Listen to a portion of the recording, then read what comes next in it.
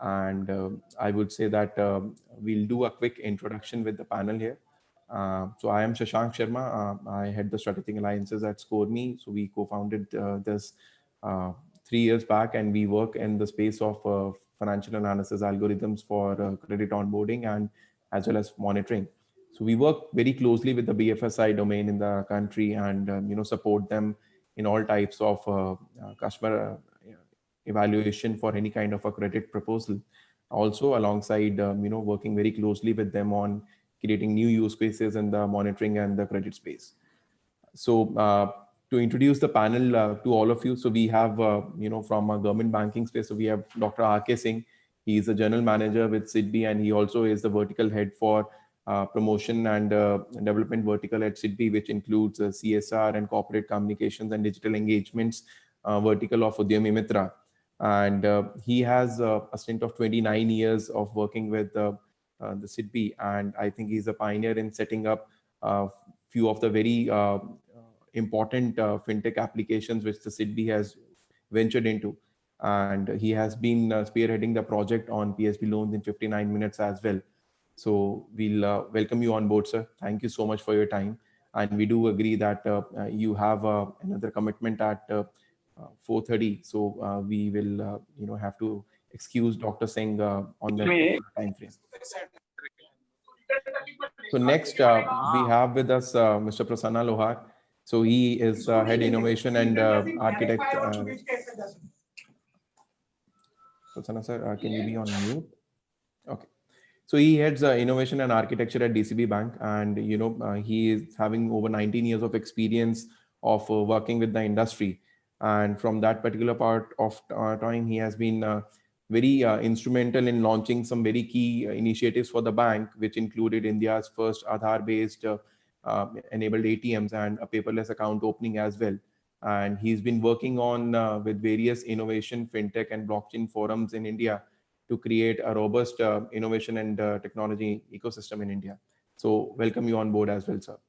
So next up, we have Mr. Gaurav Hinduja. He is the co-founder and managing director with Capital Float. And Gaurav co-founded this as a digital finance company in 2013. And under his direction, the company has grown to become one of the largest digital finance companies in India now. And as the managing director of Capital Float, he continues to drive the leadership, with partnerships coming in from giants like Amazon as well. And he has been very instrumental in doing the entire evolution of the leading digital co-lending model as well. I think in the session, we'll definitely have a deliberation on that as well. So next up, we have Abhishek Kothari with us. So Abhishek is a co-founder, chief of product and data science for Flexi Loans.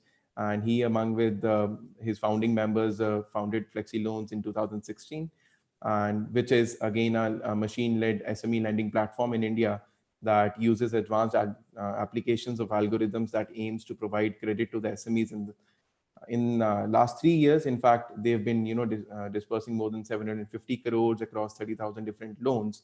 And the best part around that has been that it has been through 100% digital origination and zero branches network, which is have. I think that's a very interesting model which we love to understand more about. We have on the last side, we have Mr. Manish Chaudhary with us. So Manish is basically the chief strategy officer for Poonawalla Finance, and he is responsible for the corporate strategies of the companies in the areas of credit and digital initiatives. So before this, he co-founded CoinTribe, where he was a part of the founding team. And apart from this, he is having various years of strength of experiences with ICICI, Standard Chartered, GE, Cholamandalam, Reliance, Magma, and he has also been a part of a digital loan journey platform called My Loan Care in the past.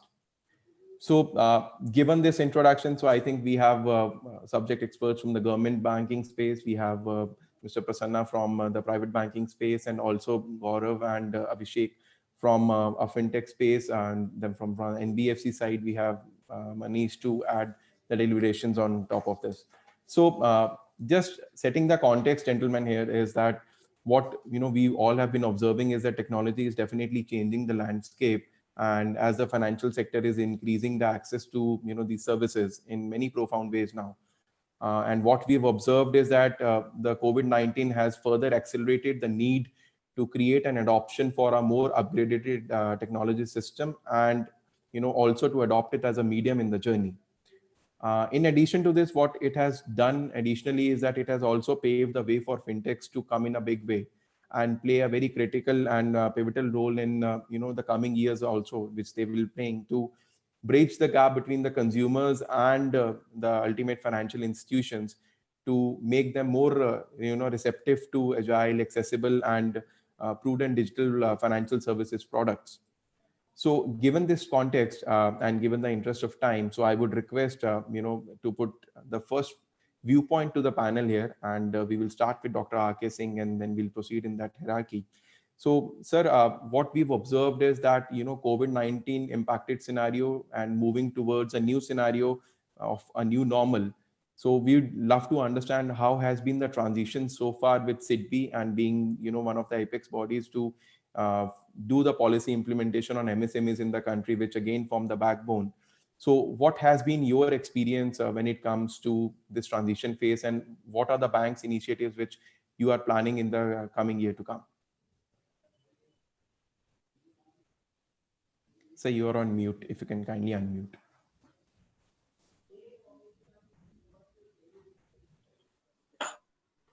Thanks, Shashank. So as far as like SIDBI, everybody would be knowing, we are a principal financial institution and then we are a different institution because we are a development financial institution. So with the mandate of promotion, financing, development, and coordination. See, everybody puts the finance first. We have the promotion and development as the key pillars. Promotion is where we nurture the setting up side of MSME ecosystem. Development is where we support the stepping up side of thing, where growth and capacity building and other supports we do. Financing complements both. So as far as COVID journey has been there, we were all through working in the office. I don't remember any day we were not working. So one or other thing we have been taking up. Right from a lot of activities on the development side, but when it came to access to credit, a lot of schemes that we had come out, Safe Plus. Then presently, we have been also powering the MSME helpline of Invest India. We are running one Swavalamban Crisis Responsive Fund. Swavalamban is our umbrella program, SIDBI's umbrella program, where we are trying to induce entrepreneurship culture with a theme of Har Ghar Ek Swavalambi, means every house to have one entrepreneur. And can we do it? So that is what we are doing on the development side. A lot of activities we are doing that side. So one of the things which we have done is we have set up a fund, which is Swavalamban Crisis Responsive Fund, where we are onboarding MSMEs on Trades platform, which is aligned to our fintech ecosystem itself for free. So to enable them come up the challenges of cash flow and other challenges. So we have been doing that. So this, I think, not many activities on both financing and non-financing sides we have been undertaking. Sure. Thank you. Thank you for that input, sir. And I think next up, I'll move to Mr. Prasanna here. And so I think if we can have a quick input from you on how has been the transition shift for you as DCB, and then we can head towards other speakers.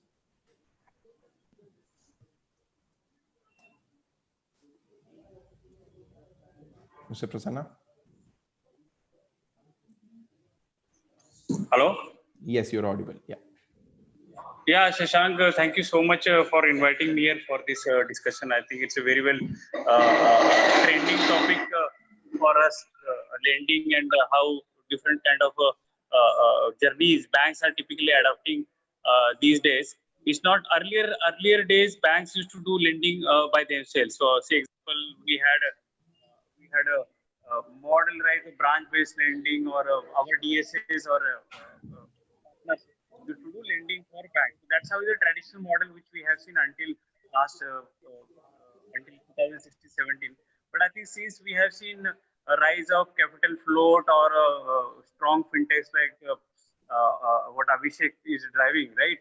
So I think that has given a challenge, rather challenge now that is in collaboration opportunity for banks to come together and do the co-lending and support these kind of a fintech, so that it's an ultimate aim for financial institutions to reach out to the lending model to the maximum customers.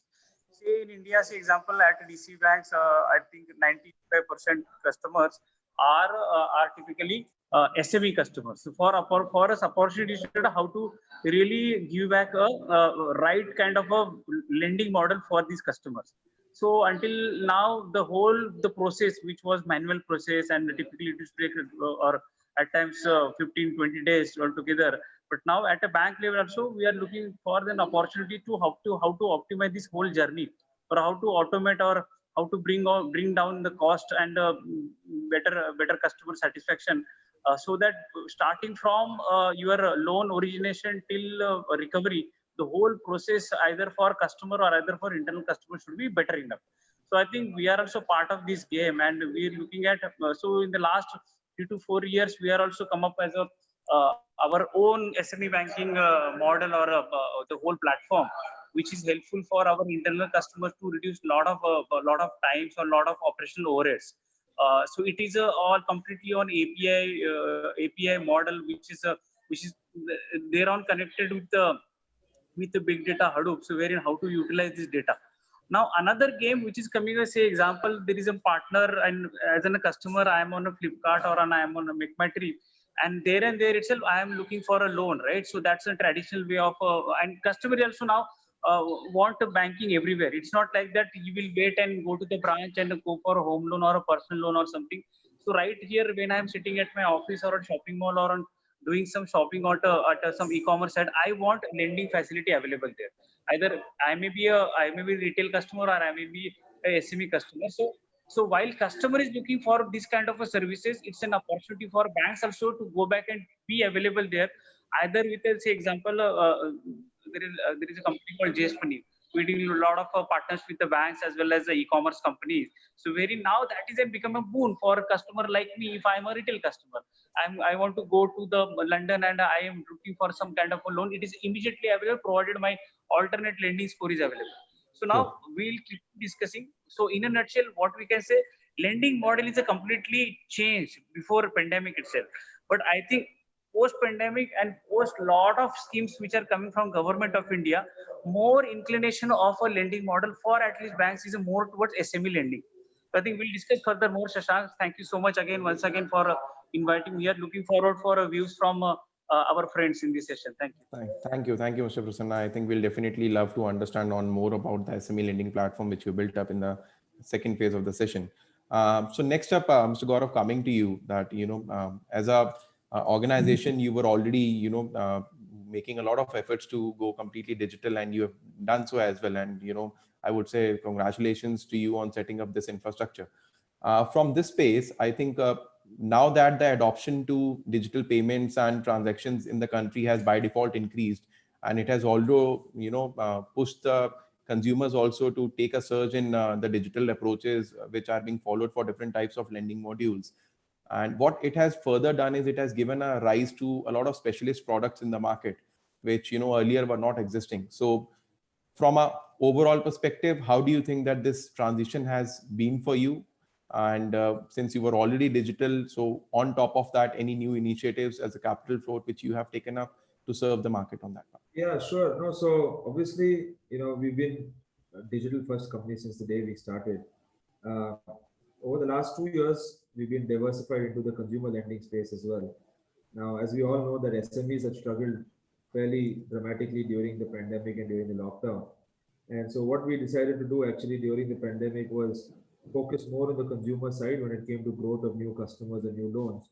And a product that Mr. Prasanna also just spoke about is a product that we have seen massive growth in the last 8 months, which is the buy now, pay later, typically with our partnership with companies like Amazon, MakeMyTrip, etc.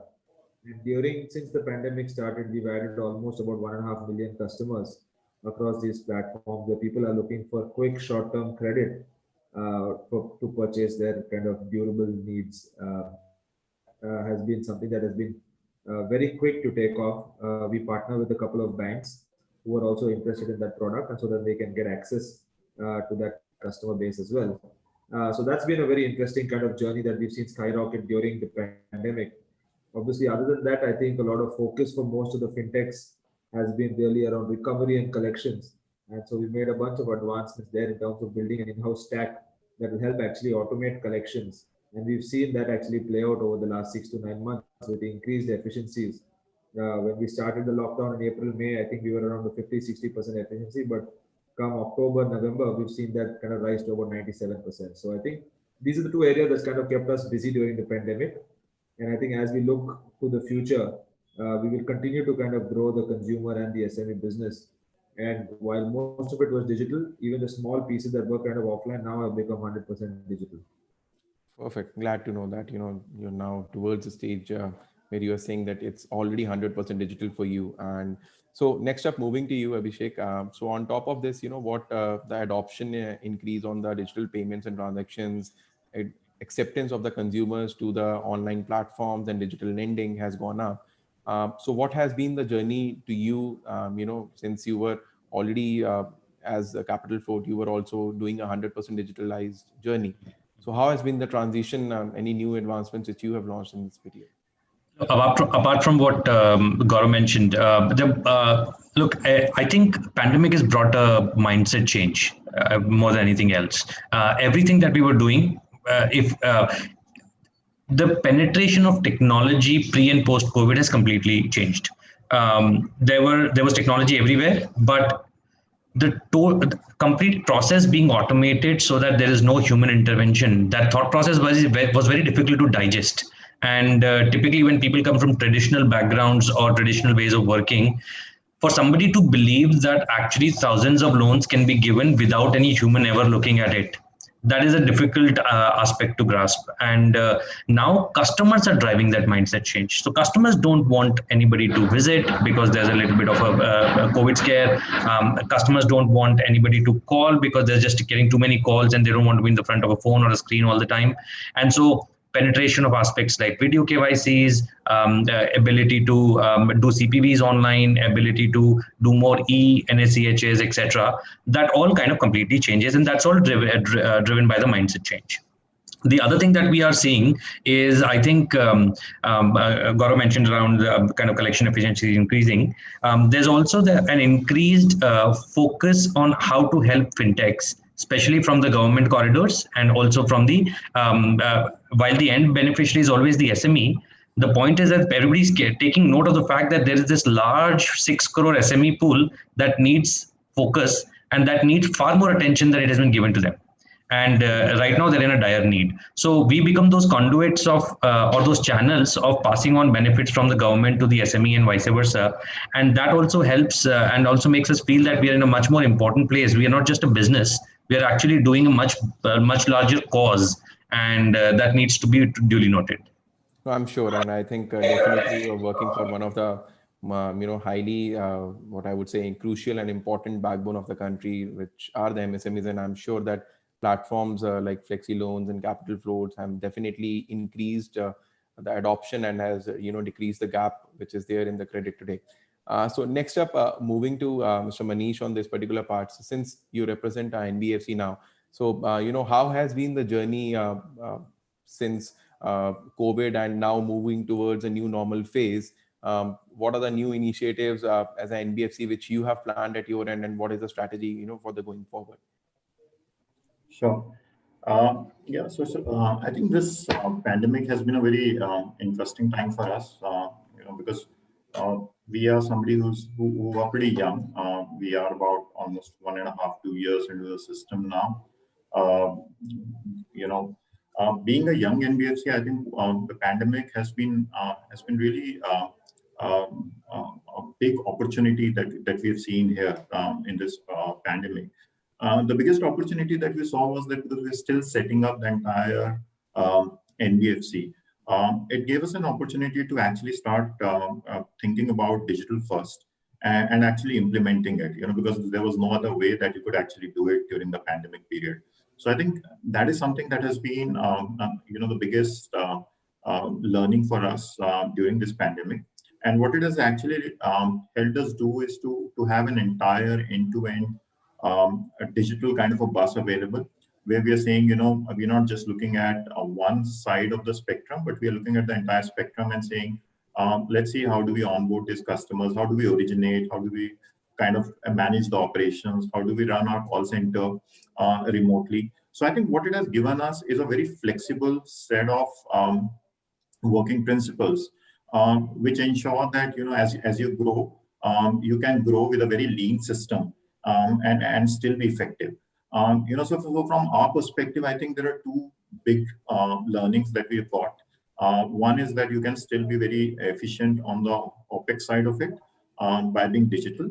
Number two is you can still be very connected with your customers by being digital. So I think those two things have been the biggest learnings for us.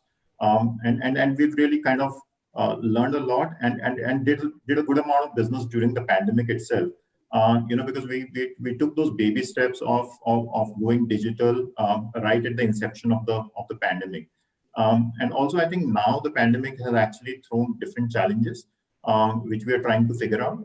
So for example, earlier it was all about saying, how you're going to do business. Now it is about you've seen 6-8 months of this COVID times. How do you underwrite these customers now that you have seen those 6-8 months of COVID times? So there's another set of evolution which is happening on the underwriting side of it, which is again getting kind of triggered by the technology advancements that we've done, by the way we can actually kind of enhance our understanding of the customer and then take those calls.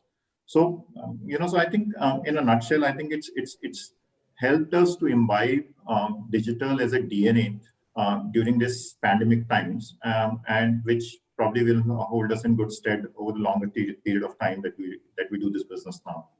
Certainly, sure.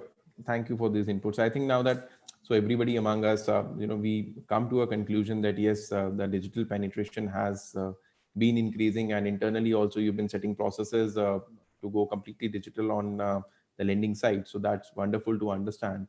And so next up, I'll throw a point where I would like to, deliberate more on the subject which the government is taking in terms of the initiatives. And I think Manish will start off from you this time. So what, as per you, can be the implications or opportunities which you see by Oken and account aggregation frameworks being introduced into the market now?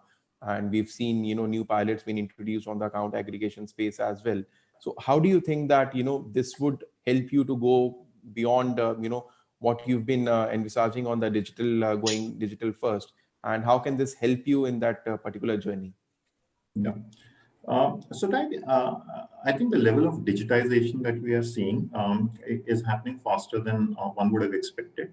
And I think both these account aggregation and Oken are steps in that pace. I think, from my point of view, if I look at it, there are two things that these kind of initiatives do.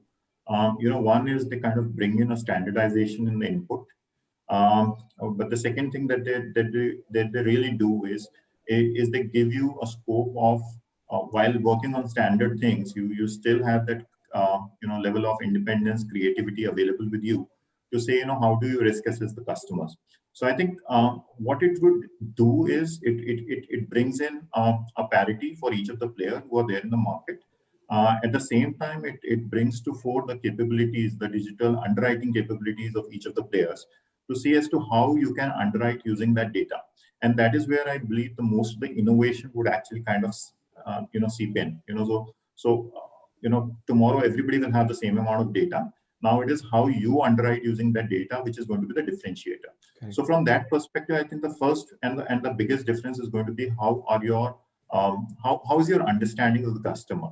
It also brings an interesting concept there, because we all think that it's always going to be digital. While you have certain data available with you, which is coming in a digital form through any of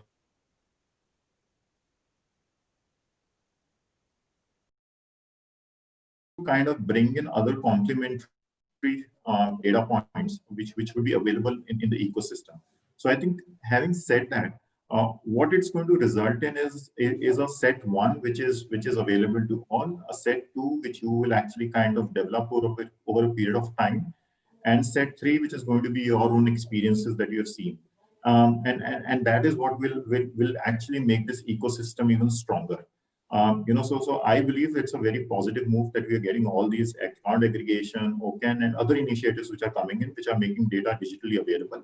And it's left to the creativity, to the understanding, and to the innovation ability of all the players to see as to how they use all these features together, and then give a real seamless digital experience to the customer.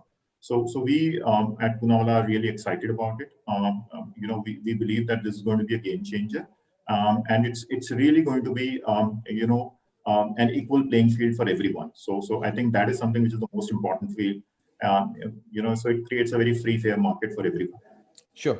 Thank you for this inputs. Dr. Singh, will come next to you. I think we are coming close to that benchmark time of yours. So we'd love to hear from you, sir, on what are the government thoughts on OCAN and account aggregation, and how as SIDBI you are planning to induct these in the system. So let's put it in a different way. During COVID time, the issue of how do we reach out to the last mile street vendors came up, and so we worked out with the government, and our portal powered this Atmanirbhar PM Swanidhi scheme. So and then we brought other fintech players back to back, the way we did in PSB 59, where we had around 18 fintechs powering the PSB 59 journey.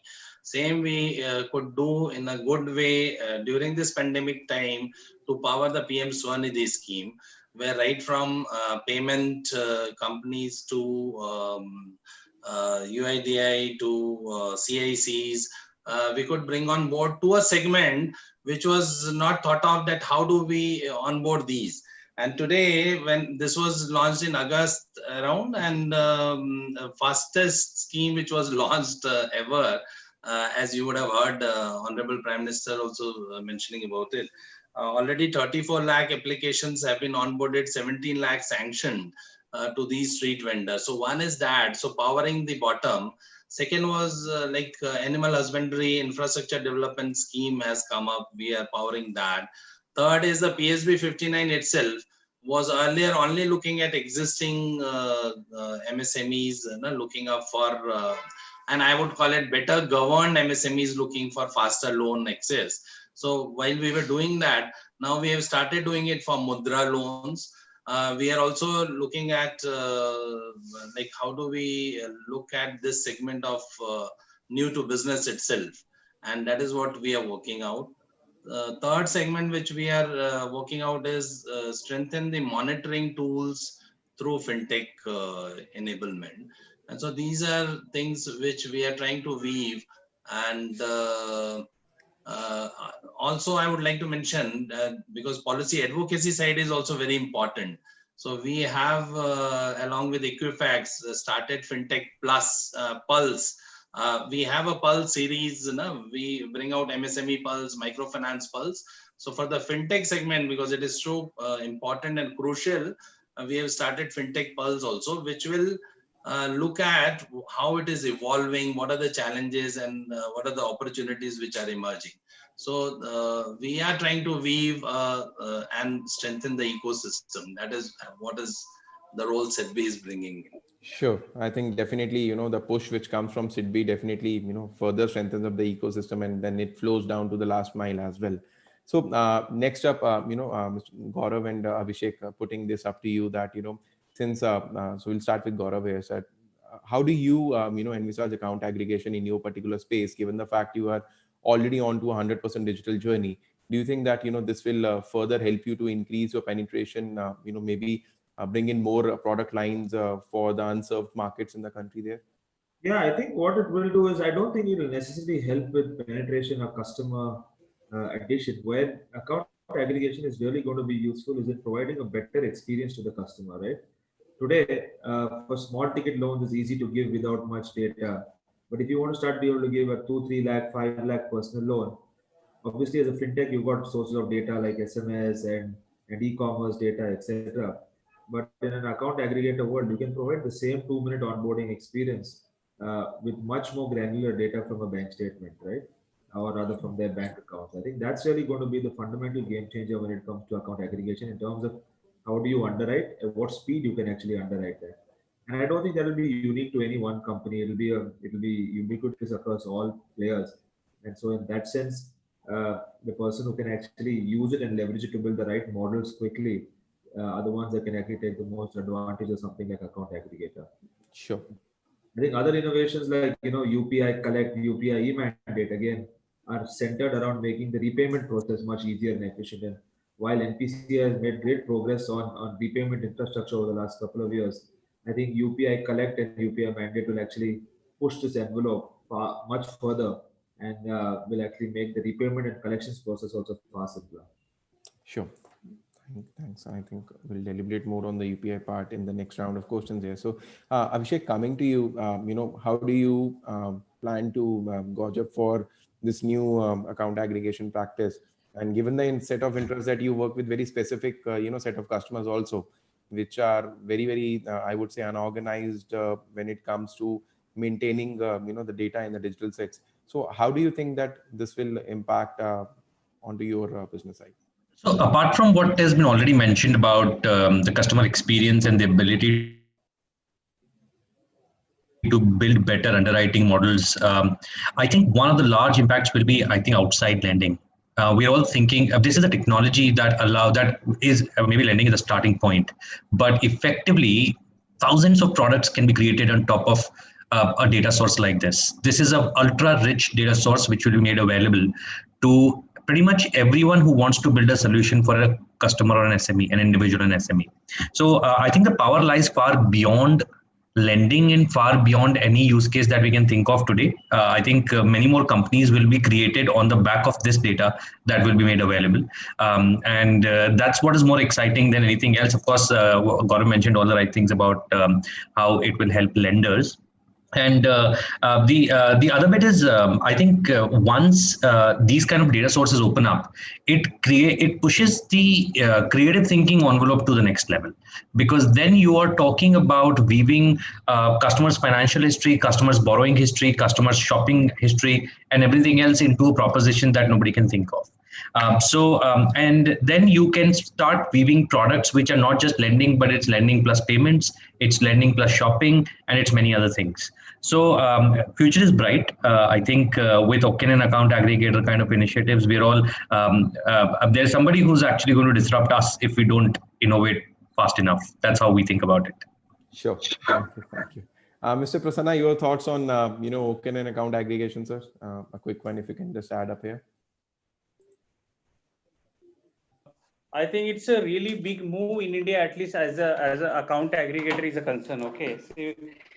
See what we have seen outside of India, say maybe European Union or in Singapore or many of those countries like Australia, who has a regulatory support for the APIs. So what we have seen in those countries, there is a standardization of APIs usage by partners or a fintechs. Say example, in India, suppose a bank is exposing some of the APIs for fund transfer or fixed deposit. The bank will share same APIs, but in a different fashion, different parameters, and different message formats. So it's very difficult for that same fintech who is talking with the multiple banks has to do rework around everywhere, right? So now account aggregator coming into picture, it is not only API, but around how we are going to share the data across all those entities will be standardized. So I think it's the way UPI has come into our life in 2016-17, and now UPI has become integral part of a payments, at least for the small ticket size of payments, wherever we see at least 80 to 90% similar payments are only on a Google Pays or Phone Pays or UPIs of the many banks. Similar thing, what we will see here onwards, more and more collaboration. See, banking, what is going to happen in the banking? Banking is not going to be only in the branches or internet banking or mobile banking. Okay, say example, today, at least for banks who are digital heavy banks, there at least 60 to 70% transactions are coming through digital way, say on a mobile banking or a internet banking, instead of a branches or a ATM. Now, on the similar context, when banks, like here onwards, like what we have seen, this is an era of collaboration, right? Wherein we are, as a bank, we are collaborating the fintechs and many other partners. And this is what we have seen, at least in India, last 4 or 5 years. Here onwards, your era will be collaboration plus autonomous. When we'll have a IoT devices as your customers, or your it will be like a machines as your customers, your refrigerator as your customers, or your variables as your customer. Your refrigerator will do the electricity bill payments and so on. So that's the future, at least in India. But what we have seen, more and more API consumption will happen across the partners and for the banks.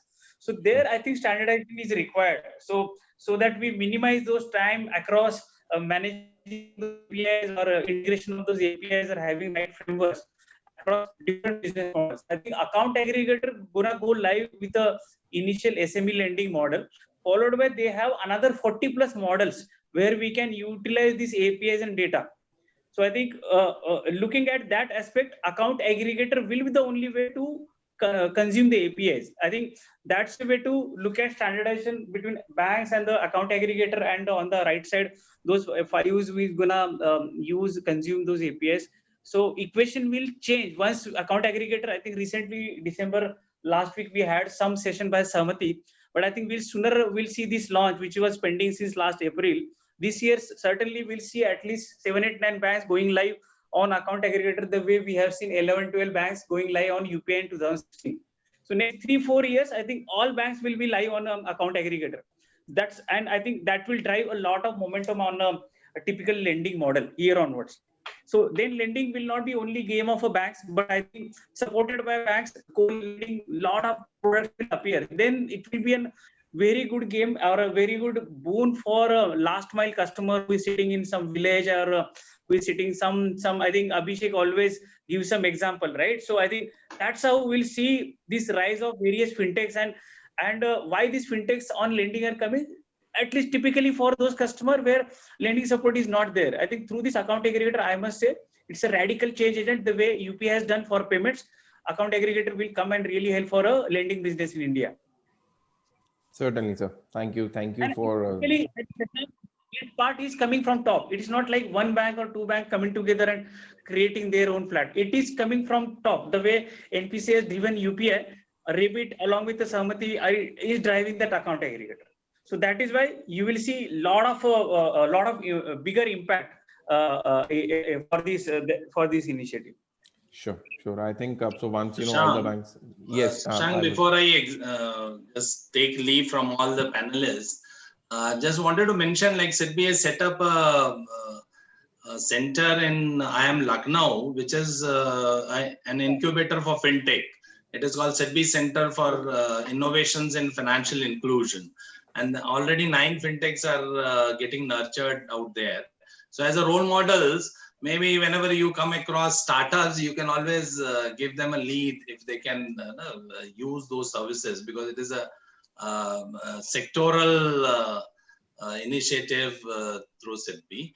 So all the best. I think I have to join the other program. Thanks a lot. Nice meeting. Thank you. Thank you so much for taking out time and being here, sir. Bye-bye. Thanks.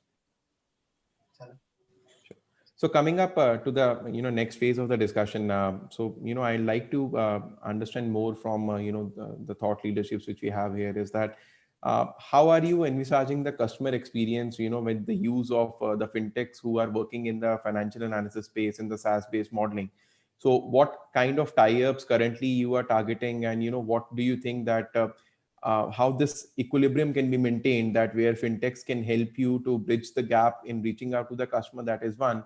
And also, decreasing the TAT for the customer today, and, making it really seamless for the consumers. So as financial lenders, how do you envisage your partnerships with other fintechs in the market, and, any new use cases which you'd like to discuss? So maybe Mr. Prasanna, we can start with you on this. Yeah, so I think it's a very good question, Shashank. So, say example, I had made one of we run a program called Innovation Carnival at a bank level, and that program has not remained for my bank. Now we have partnered with more than 60 corporates like IBM, Microsoft, or some other banks like World Bank or even Mahindra, and there are some tech service providers like a Scienzy or a Karza are also part of these programs, and we work closely with at a time around 30 to 40 startups in fintechs. Now coming back, I think say example, one of the product which we co-created on a API model or on data model is like say example a bank, right? And on an open banking model, suppose a Tally or some kind of a Zoho, which is an accounting application which is for SMEs. Typically 70 to 80% India SMEs use Tally. Now just see, like within a Tally, if I'm creating another bank kind of one window, Say example, SME can choose whether to go for ICICI Bank or ABC Bank or XYZ Bank or a DCB Bank. Suppose he each selects a DCB Bank, the complete banking experience at DCB Bank appears inside Tally. So that's a really magical thing for that SME. He don't have to toggle between one application to another application. All of his finances, all of his transactions, all of his statements, he can really do it from a single window. So that's a open banking platform. One of the flavor of open banking, we are providing all the banking platform within a Tally or a Zoho or something like that. So that's one of the things which we are closely working with a few startups, I would say. And that product is rolled it out for more than 5,000 to 6,000 of a SME customer as of now.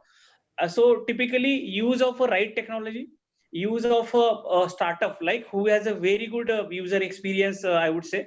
So say example, typically if I would have said, with the help of a IT department of a bank, okay, let's build that product and let's build it out, roll it out in the next 5 to 6 months.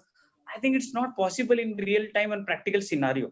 We need to have a right another kind of a unit within a bank. So I think few of the banks have really started to do the digital transformation, to have a separate arm for a lending or a typical digital transformation. Say example, Bank of Baroda recently launched, or SBI has recently announced for a YONO as a separate entity, or similarly like this.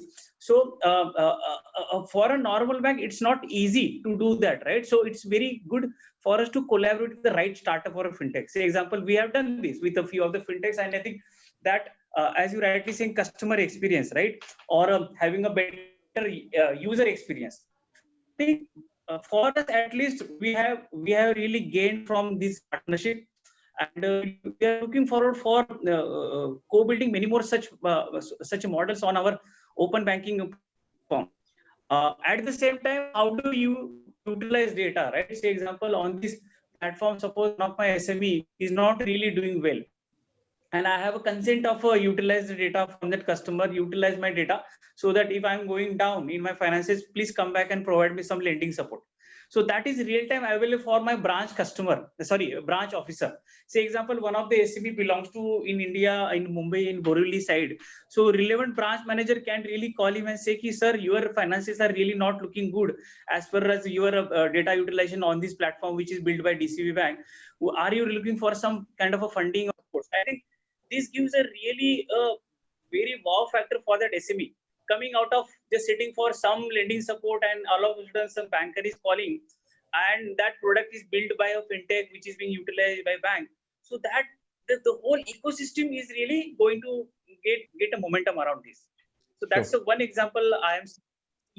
Customer experience may not be only around UI and UX, but reaching out to the customer on right time for his services, that also could be a customer experience. I'm sitting in a shopping mall and I'm going to buy something at a Vijay sales, and I don't have some much of a balance in my account. So how a bank sitting at a Croma can like we have seen a lot of outlets, right? Local outlets by Bajaj Finserv or some of those Tata Capital, so on. I think how a bank can reach out and partner with some of these shopping malls and bring on a right kind of a lending experience. Again, an example of a partnership. So that may not be a app or some kind of experience for an end user, but it's a customer experience where your life cycle of getting loan is reduced down to some minutes or some hours based upon your score, or based upon your credit score, or based upon your credibility. So I think banks are understanding this whole game ecosystem, how to utilize multiple partners, how to utilize various APIs by the bureaus, or how to really utilize the partners, and how to really utilize the infrastructure which customer carries, like a mobile phone or a 24/7 internet which is available. So I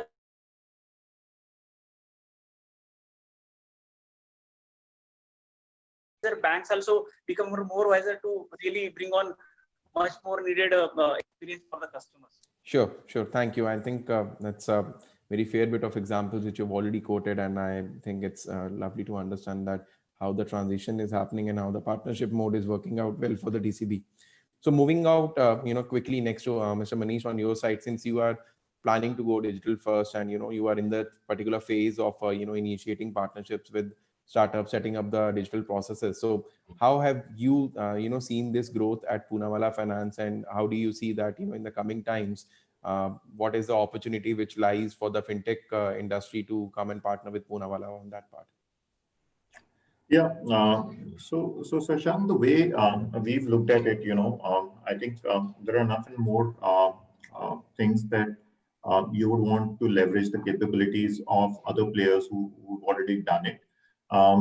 Because as we look at retail lending, it's a very vast industry, and so there's nothing there's nothing which can nobody who can say that everything can be done in-house. The fact is that if you try and do everything in-house, you probably lose out on a lot of the time utility that you can get otherwise. Correct. And hence, what is more important for one is to understand, if there are solutions which exist and which kind of solve for the problem that you are looking for. I think one should actually kind of adopt that. So we actually work with a lot of players who provide these services. We work in a very API-driven kind of a framework where we open up and work with most of the technology solution providers across the vertical. So it's not just on, let's say, the origination side of it, or not just on the underwriting side of it, even on operation side of it, even on collection side of it. So for example, something as basic as saying, I want to do a paperless agreement and I want to go in for an in-dash. You can't do everything in-house. So you go and work with a lot of providers who provide that cutting edge technology on that, so that it creates a very seamless experience for a customer. So I think we work with all those latest technologies which are available. In fact, I think we would have one of the largest API banks currently in the country, where we have so many players who are integrated into our system, and we can, at a click of a button, you can get at least all the information. I think the next step, of course, is to kind of automate it in-house. But then the availability of the information is something which is there available at a click of a button. So I think we are excited at partnering with solution providers who bring in real interesting solutions and solve for our real problems. So we are open to that, and we continue working with players who are of any size, be it a small player, be it a big player. As long as the solution is innovative, we are more than open to collaborating with them and working with them here. Absolutely. Thank you. Abhishek, coming up next to you. So basically, when we talk about serving the unserved market in the country, so one thing is definitely you have that, particular set of system internally placed up now, that how that 100% digitized journey is happening. So a couple of points which, wanted to understand on top of this is, one, how do you think that, what are the new opportunities for the fintechs to come and work with Flexi Loans? And secondly, how do you think that the last mile of the customers, are they, what is the level of readiness in them when it comes to adopting to technology, as a tool for taking credit? So at least companies like us, we natively like to build things because technology is core to us, and over time what happens is that build versus buy decision becomes important, and how much do you want to build and how much do you want to buy. And when you enter the growth stage of the company, then speed is very important, and you don't want to lose another day kind of thinking about doing something. And hence we actively partner with players. We actively partner with players for three reasons. One is where somebody can provide a better user experience than what a current in-house tool or an existing vendor would provide, and that's important because that is paramount to us. The second is where there is a large research kind of roadmap that is always there with a company at our stage. We want to do data science, we want to do machine learning, we want to try computer vision, we want to try maybe drones. And how do you kind of bring all of that together into POCs that these startups can do? And I mean, why do you need a Flexi Loans when a Capital Float is there? Why do you need a ScoreMe when a Perfios is there? These are all kind of extensions of innovation. These are all extension of how can you do the same thing differently, either because the market is too large and there's enough and more for everyone, or the fact that the technology is changing so fast that you need to constantly innovate. So there's always space for new players. I think we are at a very, very early stage. So anyone who can provide a better experience for financial analysis, for customer onboarding, for collections particularly, because that's becoming extremely important post-COVID in terms of, so for example, startups like us innovate on financial products. Now, typically a traditional LMS will never capture the ability to do very agile product development, the financial product development, not the tech product.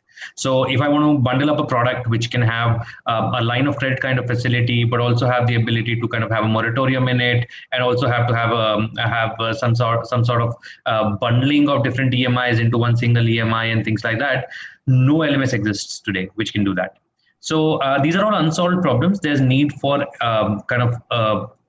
people who can provide these solutions to, whether it's fintechs or banks. The only thing is, if you do work with fintechs, you need to be far more agile in your approach, because the expectation is that you would have a ready framework, you understand engineering, you understand the concept of scrums, and you kind of fit into our agile methodologies and get something in. So that's our thought process on build versus buy. Sure. So I think more innovative solutions and holistic solutions is something which can solve the purpose with Flexi Loans on that part. So next up, coming to you, Gaurav, and we'd like to understand from you that how has been the co-lending journey picked up? Because overall, when you look at a pan-India basis, still not that much penetrated. So what are your thoughts on this? And do you think that fintechs coming on board and working in a partnership mode can give you a more multidimensional platform where the bank and the NBFC can coexist and ultimately serve the consumer at the last mile at a better stretch? Yeah, I think that's been one of the key pillars for us over the last 2 years, especially as there've been obviously a lot of liquidity crisis given IL&FS, COVID, etc. Right? And as a young company, you're not going to have the same credit ratings as a large NBFC, and so getting capital at the right quantity and the right price is always going to be a challenge, right? So co-lending has been very critical to us. Even today, I would say about 40-50% of new loans originated are co-lent through banks and some of the larger NBFCs. I think the way it works is the experience. We bring the agility, we bring the kind of customer experience that whether that's an SME loan or a consumer loan, we bring that to the partnership. The banks or the large NBFCs obviously bring their underwriting rigor, they bring the compliance, they bring cost of capital, and obviously the strength of the balance sheet. And we see it as a complete win-win, right? Especially, for example, the way we do it today for consumer loans on buy now pay later, where we partner with 2 banks. I think we are able to meet the requirements of our large partners like Amazon, MakeMyTrip, and their disbursal volume, because we rely on the strength of the balance sheet of these large banks. And it's interesting to see that the large banks are also now able to kind of live up to the experience and the one-click nature of the credit that we are seeming to provide. And so the tech integration with banks is now seamless. And I think that's been a great positive for us in these kind of partnerships that we do. And I am very certain that going forward for a lot of fintechs, I think this is going to be a great way to grow. The only word of caution is, as we've been seeing in the recent past, banks and large NBFCs should be partnering with well-regulated entities. You're seeing dozens and hundreds and thousands of illegal kind of loan apps that are now getting cleaned up. And so I think it becomes prudent on the banks and the NBFC to kind of find the right partners who they want to kind of work with. Sure, certainly. Thank you for these inputs on this part. So I think given the interest of time, so we have a few questions also which have been posted by the attendees. So although there were a couple of more topics, we could have deliberated more, but I'm sure that we'll have the speakers sits once again for maybe a second round of discussion on the same theme. So quick questions. I'll just open it up, and anybody among you can pick it up and make it easy for the audience to understand. So we have a question on how can we get companies anchor onboarded for RXIL or other TReDS platform. So I think anybody among the panel, if this can take it up.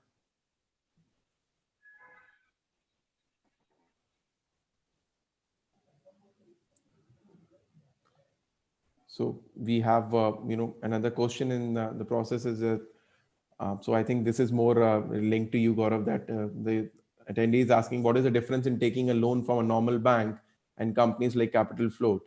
I mean, why would a customer go for a company loan rather than a bank? Sure. So I'll hopefully take a stab at answering this.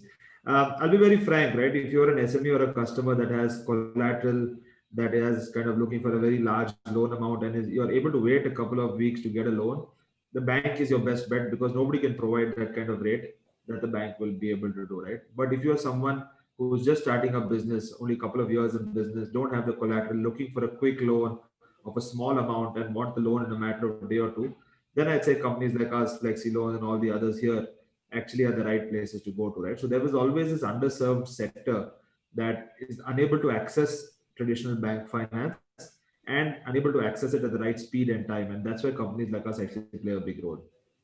Certainly, sure. And so next up we have that, whether scoring models will be patented by the BFSI is like, the trend which was started by YouGrow. So do you think this will give importance to DSS in the context?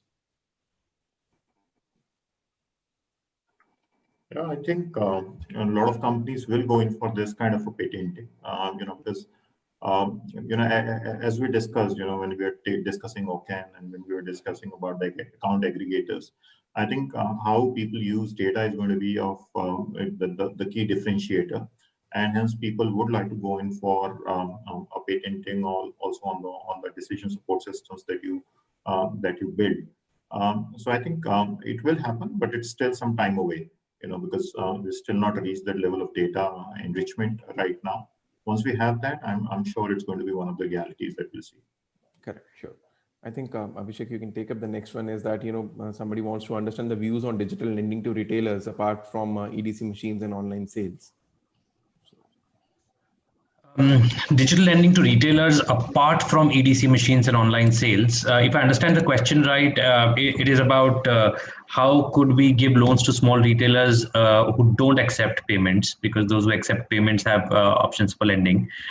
I mean, typically, lending is done on the this is about solving the problem of risk. If any retailer has to get a loan, then they have to prove that they exist. They have to prove that their cash flows exist, and they have to prove that they have a good borrowing history at the very basic fundamentals. Now, whether you own an EDC machine or not, whether you own a shop or not, whether it's owned or rented, as long as there are methods for a retailer to prove, and that's where fintechs are far more nimble to kind of react to those kind of alternate data points. And say, okay, you don't have a payments machine, but you use Google Pay QR code. And using the Google Pay QR, you're doing some transactions. Those transactions may be going into your savings account. You don't have a current account. You have a rented shop, but that shop has been there on a 60-feet road for more than 2 years. That's good enough data points to believe that the cash flow exists, the business runs, and you are able to run that business for a significant period of time. So today, just to give you some numbers, about 2 lakh SMEs apply to us every month. And only about 10% of them accept any kind of digital payments. About 10% of them sell on an e-commerce site. So there's 80% is what is the market where there is no digital payments in penetration. There's no e-commerce penetration, and that's the core segment which we serve, which is done purely through assessing their cash flows from banking, assessing their borrowing history from bureaus, taking alternate data like their bill payments, etc., utilizing BBPS rails, and then bringing it all together to be able to assess that individual or a business. So I think it goes back into that point about the rise of algorithms, because eventually it's the same 7 or 8 data sources that we're all talking about. It's about how creatively people will kind of crunch it all together into an algorithm and start serving a new segment. Sure. So I think we have a minute to answer one last question. So, somebody has posted is that eNACH takes more than 45 days to get activated, and meanwhile, the first EMI of the customer becomes unpaid. So will it not impact the customer's, credit bureau score? So any thoughts on that? That's not true. Physical NACH takes 30 to 45 days. Yeah, eNACH actually in the last year or so has actually become instant registration. Yeah. So, the next part of this where the attendee had posted up is that, if they don't have a net banking, so why don't digital banks or NBFCs set up the repayment through Paytm or PhonePe or Google Pay? Yeah, that's what UPI is coming up with, right? Which should, I think, go live or already has gone live in the last month or two, which is auto collect through UPI. So you'll see that becoming more prevalent in the coming months. Sure.